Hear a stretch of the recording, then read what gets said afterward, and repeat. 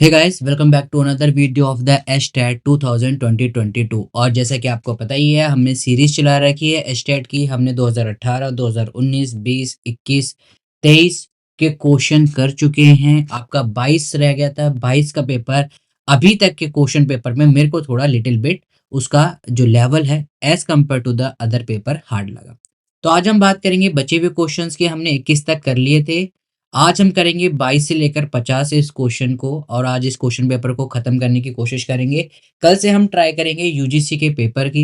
इससे पहले भी हमने आपको बता रखा है, अगर आप हमारे साथ जुड़ना चाहते हैं तो हम आप हमारे को टेलीग्राम पे अप्रोच कर सकते हैं, व्हाट्सएप को अप्रोच कर सकते हैं। यूजीसी का नया बैच आपका 5 जनवरी से स्टार्ट होगा। नीचे डिस्क्रिप्शन में लिंक है, आप जाके हमें वहां पर अप्रोच कर सकते हैं जो बच्चे यूजीसी नेट के लिए कोचिंग लेना चाहते हैं। सीटेट या फिर क्यूसेट की कोचिंग लेना चाहते हैं, उसके लिए भी आप हमें मैसेज कर सकते हैं। 11th-12th का क्रैश कोर्स यानी कि साइकोलॉजी वाले बच्चों के लिए 1 जनवरी से स्टार्ट होने वाला है। क्रैश कोर्स में आपको सारा कोर्स करवाया जाएगा। उसके लिए भी आप अप्रोच कर सकते हैं। अगर आपका कोई बच्चा है या फिर आपके फ्रेंड के कोई ऐसे बच्चे हैं जो 11th-12th में हैं, उन बच्चों को आप लोग ये इन्फॉर्मेशन प्रोवाइड कर सकते हैं। सो गाइज, स्टार्ट करते हैं। वीडियो में आगे बढ़ने से पहले अगर अभी तक आपने हमारे चैनल को सब्सक्राइब नहीं करा है, सब्सक्राइब करें, बेल आइकन का दबाएं ताकि फ्यूचर में आपको वीडियो मिलती रहे और नोटिफिकेशन मिलती रहे। राइट, तो ये सारी बातें थी। मैं वीडियो के बीच में पसंद नहीं करता हूँ, इसलिए मैं सबसे पहले बोल देता हूँ, थोड़ा टाइम लगाता हूँ। क्वेश्चन नंबर 122 की बात करते हैं। इन सीरियल लर्निंग, सबसे पहले आई होप आपको पता हो सीरियल लर्निंग यानी कि सीरियल लर्निंग का हमारा कनेक्शन किससे रहता है? मेमोरी से। मेमोरी में हम रिकॉल करते हैं एक सीरियल लर्निंग यानी कि सीक्वेंस वाइज लर्निंग। जिस ऑर्डर में हमने किसी चीज को लिखा है या जिस ऑर्डर में वो आइटम मेंशन है, उसी सीरियल में आपको क्या करना है? उन्हें रिकॉल करना होता है। क्वेश्चन क्या कह रहा है? In serial learning which of the following association will be only a correct response. Serial learning यानी कि सीक्वेंस वाइज लर्निंग, कौन सा ऐसा रिस्पॉन्स है जो कि यहाँ पर करेक्ट है? बैकवर्ड एसोसिएशन तो बिल्कुल नहीं हो सकता। क्यों? बैकवर्ड मतलब आप पीछे से एसोसिएट कर रहे हो, राइट? तो पीछे से एसोसिएशन नहीं हो सकता, क्योंकि सीक्वेंस में सबसे पहले क्या होता है? फर्स्ट आता है, फिर सेकंड आता है, फिर थर्ड आता है, that is the sequence. Backward से आप कभी भी सीक्वेंस नहीं चल सकते, ये गलत हो गया। रिमोट बैकवर्ड, बैकवर्ड आ रहा है, ये गलत हो गया। रिमोट फॉरवर्ड एसोसिएशन और फॉरवर्ड एसोसिएशन। देखिए, बैकवर्ड एसोसिएशन का क्या मतलब होता है? जब आप स्टूमुली और दूसरी स्टूमुलीज में रिस्पॉन्स जो कि प्रीसीडिट कर रहा है टाइम के एसोसिएशन के बीच में देखते हैं। मीनवाइल जहां आपका फॉरवर्ड एसोसिएशन होता है, यहां पर आप क्या कर रहे होते हैं? आप देखते हैं एसोसिएशन यानी कि एक दूसरे के बीच में, आप कह सकते हैं लेमन टर्म में correlation, who share similar characteristics, कि इससे ये चीज हो रही है, इससे ये चीज हो रही है। यानी कि एक पर्टिकुलर क्या कर रहा है? सीक्वेंस चल रहा है। जैसे कि सेंसरी मेमोरी, सेंसरी मेमोरी के बाद आपकी आती है एचटीएम और फिर एलटीएम। अब बैकवर्ड क्या हो जाएगा? पहले मैंने एलटीएम लिया, फिर एचटीएम लिया, फिर मैंने क्या लिया? आपका सेंसरी। क्या ये सीक्वेंस है? नहीं, सीक्वेंस तो इस तरीके से जा रहा है। फॉरवर्ड एसोसिएशन आप समझ गए होंगे। रिमोट फॉरवर्ड एसोसिएशन यानी कि हल्का सा forward association. There is nothing like that remote forward association when we call serial learning. That means option number 4, option number 4 is our right answer, that is forward association.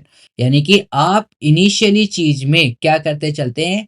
दो stimulus के बीच में association with the same या फिर आप कह सकते हैं similar characteristic होती है, तो हम उस चीज को रिकॉल करते रहते हैं। जैसे कि अगर कोई भी क्वेश्चन आप लेते हैं तो आप क्या करते हो कि भाई इस चीज से ये रिलेटेड था, ए बी से रिलेटेड था, तभी तो आप फिर आप बी पे पहुंचे, फिर आपने क्या किया? बी के बाद क्या आना चाहिए था? सी।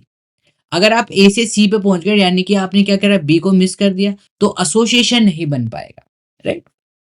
क्वेश्चन नंबर 123 की बात करते हैं तो बहुत सिंपल क्वेश्चन है, आई थिंक सभी कर लेंगे, बहुत बार आ भी रखा है। Which part of the neuron receive impulse, कौन सा ऐसा पार्ट है? डेंड्राइट्स है, जो कि आपकी क्या करता है? न्यूरॉन रिसीव करता है इम्पल्स के through. In which of the following test for choice, force choice, choice वाला भी हमने बात करी थी, ईपीपीएस होता है, बिल्कुल ठीक है। ईपीपीएस की फुल फॉर्म भी मैंने आपको बताई थी, नहीं याद है? देखिए अभी मैं आपको दिखा देता हूँ, ये रही। मैंने आपको बताया था एडवर्ड राइट। क्या है फुल फॉर्म? आप कमेंट में नीचे लिख के करोगे। आई होप आपको याद हो, नहीं याद है फिर भी मैं बता देता हूँ आपको। एडवर्ड पर्सनल प्रेफरेंस आपका schedule. Adverb personal preference schedule, ये आपकी चॉइस को रिप्रेजेंट करता है, राइट। हमने क्वेश्चन नंबर 18 भी करा था। इसी में अगर आप देखोगे सेम यही क्वेश्चन पूछ रखा है कि चॉइस फॉर्मेट किस में यूज होता है, दैट इज ईपीपीएस। आई होप आपको याद रहे।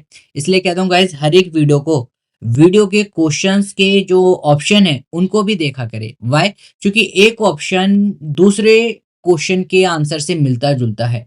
And that is why I said कि हम एक क्वेश्चन को नहीं कर रहे हैं, हम 4 क्वेश्चन को यहाँ पर करते हैं। वीडियो थोड़ी लंबी हो जाती है, बट अगर आप बने रहेंगे तो डेफिनेटली आपकी नॉलेज इंक्रीज होगी।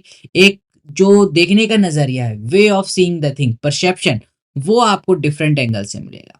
टू स्टेटमेंट की बात करते हैं, question number 125, two statement are given below. Learning is change in behaviour due to any reason? No. क्या किसी भी रीजन से चेंज आता है उसे हम क्या लर्निंग कहते हैं? नहीं। Learning is a positive thing. Learning can be defined as the relatively permanent change in behavior that occurs as a result of the practice or experience. बिल्कुल ठीक है। आप क्या कह रहे हो, किसी चीज को बार बार प्रैक्टिस करोगे तभी तो आप उस चीज को सीखोगे। सपोज करिए आपने ये क्वेश्चंस पढ़े, लेकिन आपने उन क्वेश्चन को प्रैक्टिस नहीं करा, क्या आप उससे कुछ सीख पाए? आप देखोगे अगले हफ्ते आप भूल गए। यानी कि प्रैक्टिस रिक्वायरमेंट है। और जैसे जैसे आप उन चीज को एक्सपीरियंस करते चलोगे, वो रिकॉल होते चलेंगे, और रिकॉल होते चलेंगे तो आप उनसे सीखते चलोगे। तो ऑप्शन यानी कि बी ठीक है। तो कौन सा स्टेटमेंट रहेगा? A is correct, B is wrong, option number 2 बिल्कुल ठीक है। यहाँ पर ए इज करेक्ट, नहीं नहीं नहीं, देखिए A is wrong, sorry, A is wrong, A is wrong, A is wrong, ये रहा ए इज रॉन्ग। देखिए जल्दबाजी में ऐसा होता है जैसे कि मैंने करा है। तो ऑप्शन नंबर आपका 3 सही होगा। बी क्या है? बी करेक्ट है, राइट। ऊपर मैंने आपको बताया बी करेक्ट है, ए क्या है? गलत है। तो ऑप्शन नंबर 3 होगा। आरपीएम टेस्ट इंटेलिजेंस के लिए होता है, ये मैंने वीडियो डाल भी रखी है, आप जरूर जाके देखिए। बहुत ही डिटेल में डाल रखी है, अराउंड 30 मिनट की एक वीडियो है आरपीएम टेस्ट को रिगार्डिंग, आप उसको जाके जरूर देखें। क्वेश्चन नंबर 127 की बात करते हैं, in which of the following zero scales, यानी कि जीरो की किस किस में वैल्यू होती है? अगर आप देखोगे रेशियो स्केल में आपकी जीरो की वैल्यू रियल होती है, सपोज करिए। और दूसरा होता है आपका इंटरवल स्केल। दोनों में मैं फर्क आपको समझा देता हूं। देखिए जीरो इंटरवल स्केल में पहली बात हम बात करते हैं, तो सपोज कह रहा हूं, मैंने कहा कि I have zero money, I have zero money. यहां पर ये क्या इंडिकेट कर रहा है कि मेरे पास बिल्कुल भी पैसे नहीं है। आई हैव जीरो कार, यानी कि मेरे पास एक भी कार नहीं है। That is your interval scale. यहां पर जीरो का मतलब होता है जीरो। लेकिन जब हम बात करते हैं रेशो स्केल में, रेशो स्केल में क्या होता है कि जीरो का मतलब जीरो नहीं होता है। What does that mean? I am saying कि टेम्परेचर है आपका 0 डिग्री सेल्सियस। क्या इसका मतलब ये है कि टेम्परेचर है ही नहीं? नहीं, इसका मतलब तो ये नहीं है। मैं जब कह रहा हूं temperature 0 degree Celsius, that means यहां पर जीरो किसी एक क्वांटिटी को रिप्रेजेंट कर रहा है। That is your ratio scale. और यही आपसे क्वेश्चन पूछा है, in which of the following scale zero is real? यहां पर जीरो रियल होता है। अगर आप देखोगे zero money, zero car, that means ये रियल नहीं है। लेकिन रेशियो स्केल में आपका क्या होता है? जीरो रियल होता है। क्वेश्चन नंबर 128 की तरफ देखते हैं। x minus M minus standard deviation, ये मैंने आपको बहुत बता रखा है। z डेट इज आपका z टेस्ट का ये फॉर्मूला होता है। t टेस्ट का फॉर्मूला क्या होता है? Difference in between the mean, अगर दो मीन है divided by standard deviation multiply by under root of n1 multiply by n2 divided by n1 plus n2। T test का भी फॉर्मूला ये होता है, आपको बता दिया है। काई स्क्वायर का फॉर्मूला क्या होता है? Summation of observe value minus expected value का whole square divided by the expected value. आइए क्वेश्चन नंबर 129 की तरफ देखते हैं। Which of the following is not a binocular cue? अगर आप देखोगे बाइनोक्यूलर क्यू में रेटिनल डिस्पैरिटी आती है, जहां पर आगे देखोगे कि दोनों आईज फोकस करके एक पोजीशन को देखती हैं। कन्वर्जेंस और डाइवर्जेंस भी आपकी दोनों बाइनोक्यूलर क्यूज के थ्रू आती हैं। अकोमोडेशन यानी कि आगे पीछे देखना कि भाई क्या क्या चीज फ्रंट में, क्या चीज बैक में है, ये सारी क्या है? ये सारी आपकी बाइनोकुलर क्यू है। सिर्फ आपका टेक्सचर ग्रेडियंट, ये आपकी क्या है? ये आपकी मोनोक्यूलर क्यू है। तो आंसर क्या होगा इसका? आंसर होगा ऑप्शन नंबर फर्स्ट। बाकी ये मैंने आपको एक्सप्लेन करे हैं, ये ऑप्शन नंबर नहीं होंगे। ये तीनों के तीनों क्या है? ये आपके बाइनोक्यूलर है। ये क्या है? आपका मोनोक्यूलर, मोनोक्यूलर। ठीक है। क्वेश्चन नंबर 130 की तरफ देखते हैं। Who stabilise the first experimental psychology? I hope ये तो सभी कर लेंगे। किसने करी थी? बिल्कुल ठीक, विलियम वुड ने करी थी। Who constructed personality inventory of basis on the factor analysis. Factor analysis के बेसिस पर सबसे पहले किसने पर्सनैलिटी को एनालिसिस करा था? बिल्कुल ठीक, कैटल ने। कौन से दिए थे? 16 PF personality test, right.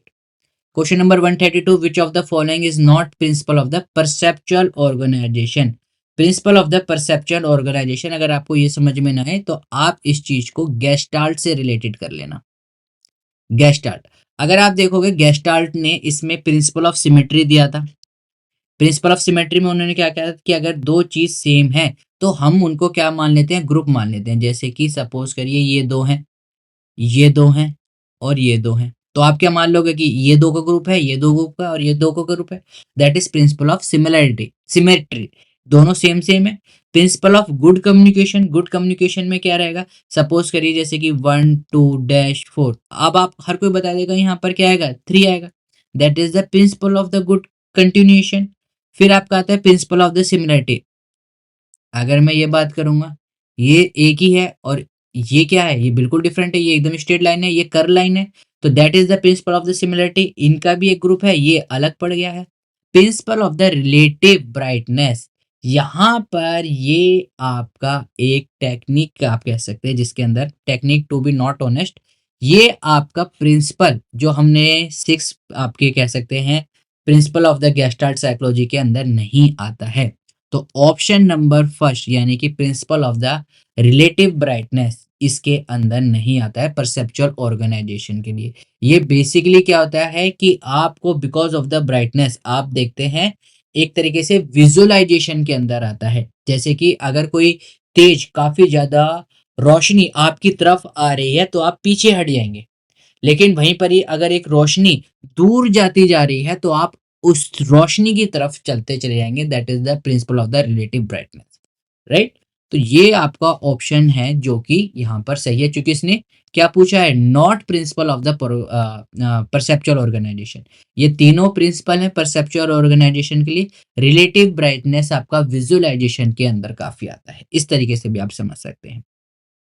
In which of the following test IQ was use for the first time. IQ test देखिए जो फर्स्ट टाइम यूज करा गया था, बनाया आपका थियोडोर समन और अल्फ्रेड बिनेट के थ्रू था, लेकिन जो यूज करा गया था वो था स्टैनफोर्ड बायनेट इंटेलिजेंस स्केल 1916, क्योंकि इसके अंदर काफी ज्यादा रेक्टिफिकेशन करी गई थी, राइट। उसको दोबारा जो उसका एडवांस वर्जन बनाया गया, सही वर्जन, वो था आपका Stanford bayonet intelligence scale in 1916। Persona means I think ये तो सबको पता होगा। पर्सोना आपका मतलब होता है मास्क, राइट। और कौन सा वर्ड है? आई थिंक ये ग्रीक वर्ड है, राइट। क्वेश्चन नंबर 135 की तरफ देखते हैं। ये क्या कह रहा है? In an experiment a researcher want to study the effect of age on reaction time. Age which age will be the which type of the variable. अब देखिए वेरिएबल्स की अगर हम बात करते हैं, डिपेंडेंट वेरिएबल बिल्कुल नहीं हो सकता ये। वाई? क्योंकि यहाँ पर क्या कह रहा है? Effect of the age, age का इफेक्ट देख रहे हैं, तो ये क्या है? ये इंडिपेंडेंट वेरिएबल है। On reaction time, reaction time क्या हो गया आपका? Dependent variable. तो कौन कौन से इंडिपेंडेंट वेरिएबल है? या तो दूसरा हो सकता है या फिर ई हो सकता है। एक्सटेनियस वेरिएबल वो वेरिएबल होते हैं जो कि आपके एक्सपेरिमेंट का पार्ट नहीं होते हैं, बट उसको वरी कर सकते हैं उसके रिजल्ट को, जैसे कि एयर, डस्ट, राइट। तो ये भी हट गया आपका तीसरा ऑप्शन, और पहला ऑप्शन तो यहाँ पर हमने क्या कर दिया? कैंसिल आउट कर दिया। अब बचा आपका टाइप एस और टाइप ई। जो एज होता है वो टाइप एस इंडिपेंडेंट वेरिएबल के अंदर आता है। इसके ऊपर भी मैंने वीडियो बना रखी है कि टाइप एस और टाइप ई इंडिपेंडेंट वेरिएबल में क्या क्या फर्क होता है, आप जाके जरूर देखिए, तभी आपको पता चलेगा। यहाँ पर इतनी सी छोटी मतलब पोर्शन में मैं बता दूंगा तो आपको इतना ज्यादा नहीं आएगा। ओके, अब बात करते हैं एल एफ के। Validity scale are part of the which of the following. देखिए वही मैं कह रहा हूँ, क्वेश्चन यहाँ पर काफी डीप पूछे गए हैं। एल एफ के आपका किसके अंदर होता है? एमएमपीआई के अंदर होता है। एमएमपीआई के अंदर बेसिकली एमएमपीआई के अंदर 3 सब पार्ट होते हैं। एक होता है एल, दैट इज आपका लाई स्केल। फिर होता है आपका F, that is your frequency scale. और तीसरा होता है आपका के, that is your correction scale. अब इनके क्या-क्या मतलब होते हैं, ये भी अगर आपको जानना है तो फिर आपको वीडियो देखनी पड़ेगी। इसकी भी वीडियो मैंने अपलोड कर रखी है, बट इतना डीप में कोई नहीं पूछता है। आप सिर्फ इनको याद रखिए कि एमएमपीआई के 3 पार्ट होते हैं, सब पार्ट यानी कि L, F, K. L stand for lie, F stand for frequency, K stand for correction scale. Okay, moving on to the next question, question number 137, which of the following is not a method to measure long term memory. अब long term memory को अगर हम major करते हैं तो basically सबसे पहले हम दो टेस्ट को यूज करते हैं। पहला होता है आपका रिकॉल टेस्ट, जब हम इंडिविजुअल को रिकॉल टेस्ट करने की, यानी कि जो भी आपने पढ़ा है उसको आप रिकॉल करिए, मेमोरी उससे मेजर होती है। फिर होता है आपका रिकॉग्निशन। रिकॉग्निशन टेस्ट में हम क्या करते हैं कि रिकॉग्नाइज करिए कि क्या क्या किस तरीके से आपने पढ़ा था। तो अगर आप देखोगे रिकॉग्नाइजेशन मेथड है, यानी कि ये तो इससे तो मेजर हो सकता है, यानी कि ये आपका आंसर यहाँ से कट हो गया। फिर सेविंग मेथड क्या होता है, सेविंग मेथड होता है यानी कि आपने जो याद करा हुआ है उसे आप कैसे सेव कर रहे हैं अपनी एलटीएम के अंदर, that is you are saving that particular information for a period of the time. Reconstruction method क्या होते हैं, what does that mean, that means कि आपकी मेमोरी आप उसे क्या करते जा रहे हो, बार बार रिकंस्ट्रक्ट करते जा रहे हो। रिकंस्ट्रक्ट मतलब उसे रिकॉल करते जा रहे हो। सेम हैपन रिकॉल टेस्ट और रिकंस्ट्रक्शन टेस्ट, ये आपका हो गया। Distracted method are those method जो कि आपकी लॉन्ग टर्म मेमोरी को डिस्ट्रैक्ट करने के लिए अप्लाई होते हैं, कि जिससे कि इंडिविजुअल को फॉरगेटिंग हो सके, वो क्या कर सके, भूल सके। Option number first is the right answer. नाम से ही पता चल रहा है, देखिए लॉन्ग टर्म मेमोरी है और डिस्ट्रैक्टर दोनों अपोजिट है, नॉट पूछा है, बिल्कुल ठीक। क्वेश्चन नंबर 138 की बात करते हैं, is a subject to use, if a subject is used in more than one situation in an experiment, then which of the following control technique will be used। मैंने आपको पहले ही बताया था काउंटर बैलेंसिंग होता है। काउंटर बैलेंसिंग किस लिए करते हैं कि जब एक वेरिएबल बार बार एक सिचुएशन में एक्सपेरिमेंट में यूज होता चलता है, ताकि उसका इफेक्ट बायसनेस के ऊपर ना पड़ जाए, उस बायसनेस को कम करने के लिए हम काउंटर बैलेंसिंग का यूज करते हैं। Adrenal gland is situated in which part of the body, kidney के अंदर होता है आपका एड्रिनल ग्लैंड, ठीक है। क्वेश्चन नंबर 140 ये भी कर रखा है हमने। P50 किसको रिप्रेजेंट करता है, equal to which of the following. P50 आपका क्या होता है, मोड होता है। नो, नॉट मोड, मोड नहीं होता है, सॉरी, मीडियन होता है। मीडियन मतलब एक तरीके से जो समेशन करके आ रहे हैं, जो फ्रीक्वेंसी डिस्ट्रीब्यूशन है उसके middle value, that is the median. Mode हो जाता है आपका हाईएस्ट पार्ट। क्या हाईएस्ट पार्ट होती है प्री फ्रीक्वेंसी, नहीं, प्री फ्रीक्वेंसी P50 आपकी हाईएस्ट पार्ट नहीं होती है। Median is the right answer.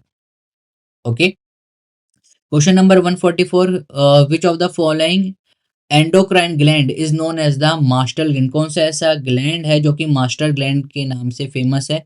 Pituitary gland सबको पता ही आई थिंक। और ये क्या होता है, पी साइज होता है। पी साइज मतलब एक मटर के दाने जितना ये ग्लैंड होता है, ठीक है। विच of the following instrument can be use in measuring span of attention. Span of attention के लिए कौन सा यहाँ पर क्या कह रहे हैं, हाँ, स्पैन ऑफ अटेंशन के लिए कौन सी जो यहाँ पर दे रखे हैं, कौन कौन से यूज हो सकते हैं इंस्ट्रूमेंट।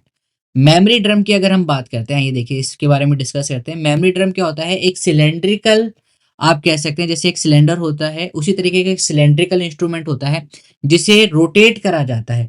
अब जब आप इसे रोटेट करते हैं तो ये इसकी स्पीड कांस्टेंट रहती है, और स्पीड कांस्टेंट रहने के थ्रू वो आपको इमेजेस दिखाता है। कई बार वो इमेजेस दिखाता है, कई बार वो थिंग्स दिखाता है, कई बार वो ऑब्जेक्ट दिखाता है। तो जो मेमोरी ड्रम होता है वो बेसिकली किसके लिए होता है, मेमोरी के लिए होता है, या फिर लर्निंग पैटर्न्स, कि आप पैटर्न्स को क्या करिए, याद करिए, ठीक है। That is your memory drum. क्रोनोस्कोप क्या होता है, क्रोनोस्कोप होता है measuring for the time interval, measuring time interval. इसमें बहुत कम समय के लिए आपको कोई पिक्चर दिखाई जाती है, दैट इज आप कह सकते हैं 0.01 से लेकर 0.2 सेकंड तक। बहुत ही short period of the time के लिए आपको मेमोरी, आपको पिक्चर दिखाई जाती है, और फिर देखा जाता है कि आपको वो चीज याद रहती है नहीं। फिर आपका आता है टैचिटोस्कोप। टैचिटोस्कोप में क्या होता है, यहाँ पर आपको पिक्चर्स दिखाई जाती हैं, टेक्स्ट दिखाए जाते हैं, ऑब्जेक्ट्स दिखाई जाती हैं बहुत short period of the time के लिए, और उससे पता करते हैं कि आपको ये चीज याद रही है या नहीं रही है, कितना आपने उसके ऊपर अटेंशन दिया है। दैट इज योर टैचिटी स्कोर। मिरर ड्राइंग एपरेटस क्या होता है? ये आपका motor learning and motor skills के लिए होता है। मोटर लर्निंग और मोटर स्किल्स के लिए रहता है। टैचिटोस्कोप आपका क्या रहता है? स्पैन ऑफ अटेंशन के लिए। क्या क्या यहाँ पर दिखाते हैं? यहाँ पर आपको ऑब्जेक्ट्स दिखाते हैं, कई बार आपको टेक्स्ट यानी कि मैसेज टाइप में जो भी लिखा हुआ होता है वो दिखाते हैं, या फिर आपको ऑब्जेक्ट्स भी कई बार शो करते हैं। बहुत ही short period of the time के लिए ये सारी चीजें आपको दिखाई जाती है, फिर देखते हैं कि आपको कितने समय तक ये सारी चीजें याद रहती हैं। उसके बाद क्या पूछ रहा है? Moving on to the next question. To measure perceptual constancy Brunswik gave a formula. Okay, Brunswik का कौन सा फॉर्मूला था? P minus R divided by C minus R. देखिए ये आपको याद करना ही पड़ेगा, there is nothing like that कि इसमें कुछ आपको समझना पड़े। उसके बाद कहते हैं कि in context of the memory, memory के कॉन्टेक्स्ट में क्या करेक्ट सीक्वेंस है। अब देखिए सीक्वेंस की बात कर रहा है, यानी कि ये सीरियल लर्निंग की भी बात आप इससे देख सकते हैं। अगर कॉमन टर्म में बात करें, सीरियल यानी कि किस सीक्वेंस में ये चलता है। तो सबसे पहले रिट्राइव, रिट्राइव तो सबसे आखिरी में आना चाहिए। रिट्राइव कहीं आखिरी में है, रिट्राइव यहाँ आखिरी में। ऑप्शन नंबर 4, आगे देखने की जरूरत नहीं है। आप रिट्राइव कब करोगे? जब वो स्टोर हो जाएगा, राइट। स्टोरेज के बाद पहले रिट्राइवल कैसे कर सकते हैं? That is a common sense. Okay, कोई तो क्वेश्चन देखिए आपकी कॉमन सेंस को कई बार चेक करता है। आइए क्वेश्चन नंबर 145 की बात करते हैं। जो एबिंगस ने फॉर्मेट यूज करा था नॉन सेंस सिलेबस का, नॉन सेंस सिलेबस का। नॉन सेंस सिलेबल क्या होते हैं? यानी कि विदाउट मीनिंग, इनका कोई मीनिंग नहीं होता है, विदाउट मीनिंग, या फिर आप कह सकते हैं मीनिंगलेस। ठीक है, तो उन्होंने कौन से फॉर्मेट, इन चारों में से कौन सा था? आइए देखते हैं। देखिए जब एबिंगस ने फॉरगेटिंग के लिए ये सारी चीजें यूज करी, तो उन्होंने 3 तरीके की टर्म्स दी। कौन कौन सी टर्म थी? पहली टर्म थी CV। C stand for constant, constant not consonant, vowel और consonant, and V stand for vowel, right. तो यहाँ पर CV में यानी कि कांस्टेंट और आपके वोबल हो सकते हैं, जैसे कि आपने लिख दिया PIM, या फिर आपने लिख दिया BIK। आप कांस्टेंट है, एक वोबल है, राइट। उसके बाद आया फिर आपका CVC। C stand for consonant, V stand for vowel, and again consonant. CVC हो गया। अब CVC जैसे कि मैंने लिख दिया इसका CVC का एग्जांपल DAB। क्या ये मीनिंग है? कोई मीनिंग नहीं है। KAG कोई मीनिंग है? कोई नहीं है। पहला शब्द कांस्टेंट है, फिर वोवल है, फिर आपका क्या है? फिर दोबारा कांस्टेंट है। और थर्ड जो उन्होंने दिया वो दिया था इन्होंने CCV, consonant, consonant and vowel. 3 शब्द दिए, कॉन्सोनेंट, कॉन्सोनेंट और वोवल। तो अगर आप देखोगे CCC ट्रिपल C नहीं दिया था, CVC है यानी कि ये ऑप्शन है। VVC नहीं दिया था, CCV भी इन्होंने यहाँ पर दिया था। तो यहाँ पर अगर आप देखोगे 2 तरीके के यहाँ पर ये आ रहे हैं, आपका सेकंड भी और फोर्थ भी। तो सेकंड और फोर्थ दोनों आपके ठीक है यहाँ पर। और विच of the following use in the non sense syllabus, हाँ। तो आपका सेकंड और फोर्थ दोनों ठीक है, यहाँ पर एक इशू हो सकता है, राइट। आंसर आई थिंक शायद सेकंड दे रखा है, मैंने चेक नहीं करा, एक बार आप देख लेना। CCV भी यहाँ पर एबिंगस ने बात करी थी। ओके, फिर बात करते हैं ऑप्शन नंबर 146 की, कोज ब्लॉक डिजाइन टेस्ट। ये क्या होता है? देखिए 1920 में सैमुअल्स C.कोज, ये इनका पूरा नाम था। इन्होंने क्या करा, 16 कलर्ड क्यूब लिए, 16 कलर्ड क्यूब्स लिए और उनसे इन्होंने ज्योमेट्रिकल शेप बनाने की कोशिश करी। ज्योमेट्रिकल जैसे कि आप देख सकते हैं क्यूब, रेक्टेंगल, सिलेंडर, राइट। तो ज्योमेट्रिकल शेप्स इन्होंने बनाने की कोशिश करी। बेसिकली ये था, ये एक आपका परफॉर्मेंस बेस्ड कॉग्निटिव असेसमेंट था। कॉग्निटिव असेसमेंट था, कॉग्निटिव असेसमेंट टेस्ट था। किसके बेसिस पर? आपका परफॉर्मेंस, कि आप कैसी परफॉर्मेंस करते हैं, क्या आप उन क्यूब्स को जोड़कर कोई ज्योमेट्रिकल फिगर बना सकते हैं। तो it is a performance test based on your cognitive assessment. 16 colour के डिफरेंट डिफरेंट क्यूब थे। क्या एज क्राइटेरिया था? 3 से आप कह सकते हैं 19 साल के बच्चे जो थे यहाँ पर आ सकते हैं, सॉरी 3 से 9 साल के बच्चों के लिए ये था। पर्टिकुलरली उसके बाद इनकी एज बढ़ा दी गई तो ये 19 तक पहुंच गए थे। और क्योंकि ये कलर्ड क्यूब का टेस्ट था, आपको सिर्फ और सिर्फ ये क्या था, नॉन वर्बल टेस्ट था। आपको क्या बनानी पड़ती थी, ज्योमेट्रिकल फिगर बनानी पड़ती थी। तो यहाँ पर ये चेक करता था आपकी speed, individual and performance test. Okay, question number 147, I think ये तो हम बहुत बार कर चुके हैं। रेंज ऑफ द कोरिलेशन -1 से 1 के बीच में होती है। कूडर डिटरसन डिटरमाइन आपका रिलायबिलिटी।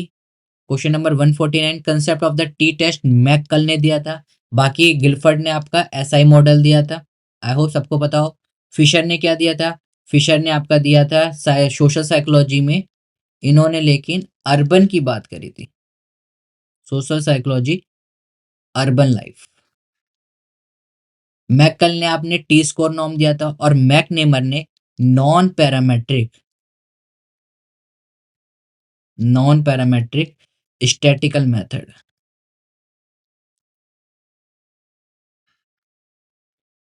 आपको किसने दिए थे, मैकनीमर ने। तो ये सारी चीजें आपको याद रखनी, गिलफर्ड ने SI model, Fisher social psychology लेकिन अर्बन लाइफ की, McCall T score norm, McNemar ये वाले भी बहुत बार पूछ रहे थे, non parametric statical test. Last but not least, experimental dull by the Watson on the child Albert, जिस एल्बर्ट या कह लीजिए या लिटिल एल्बर्ट की बात कर लीजिए, is an example of the which phenomena of the conditioning. Extinction नहीं, डिस्क्रिमिनेशन नहीं, स्पॉन्टेनियस नहीं।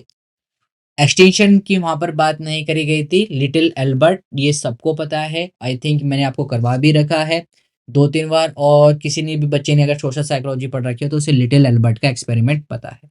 नहीं पता है तो देखिए सारी चीजें हम एक एक चीज को इतना ब्रीफली या फिर आप कह सकते हैं एक्सप्लेन वे में डिस्कस नहीं कर सकते। थोड़ा बहुत आपके पास बेसिक्स होना चाहिए, राइट। तो ये था आपका एस्टेट का पेपर और आई होप आपको चीज़ें समझ में आई हों, आपके डाउट्स क्लियर हैं। फिर भी अगर कुछ चीज़ रह गई है तो आप हमें अप्रोच कर सकते हैं, कमेंट कर सकते हैं, आपके डाउट हम क्लियर करने की कोशिश करेंगे, ज़्यादा से ज़्यादा रिवर्ट बैक करने की कोशिश करेंगे। टेलीग्राम पर, मेल पर आप अप्रोच कर सकते हैं और व्हाट्सएप पर भी आप हमें अप्रोच कर सकते हैं। बैच स्टार्ट होने वाले हैं, आप अपने आप को रजिस्टर्ड भी कर सकते हैं।